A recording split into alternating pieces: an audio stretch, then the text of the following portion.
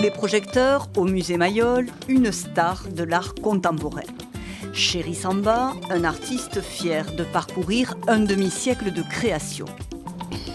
Devant l'un de ses autoportraits, le peintre congolais se souvient précisément de ce qu'il avait dans la tête en 1975 quand il ouvrit son atelier à Kinshasa.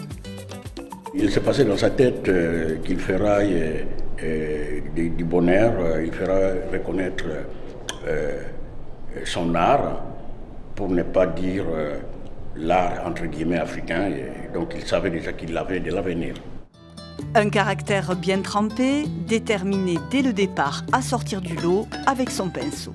Couleurs vives, paillettes et textes que cet ex-peintre d'enseigne, dessinateur aussi à ses débuts, s'aventure à insérer sur ses toiles.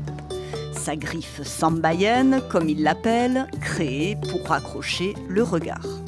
Alors si on met un peu du texte, pour ceux qui sont lents à lire, ils resteront beaucoup longtemps devant mon œuvre. Un fin portraitiste et habile caricaturiste qui aime à se mettre en scène pour éviter les ennuis sur les sujets qui fâchent, mais pas seulement. J'aime ça parce que je n'ai jamais été vedette de télévision. Je voudrais quand même que les gens me reconnaissent. Beaucoup d'humour chez Chéri Samba et un regard acéré qui ne se contente pas de brosser l'ambiance bouillonnante des nuits quinoises. Très tôt, le peintre dépeint les travers et turbulences du monde. Fléau du sida et d'Ebola, enfants soldats, restitution des œuvres d'art à l'Afrique ou tragédie du 11 septembre 2001. Je vous vole la tâche là d'être journaliste. Alors on fait le même travail. J'aime interpeller la conscience, bien sûr en mélangeant beaucoup de choses comme de l'humour, comme je dis là, mais je préfère toucher sur l'actualité.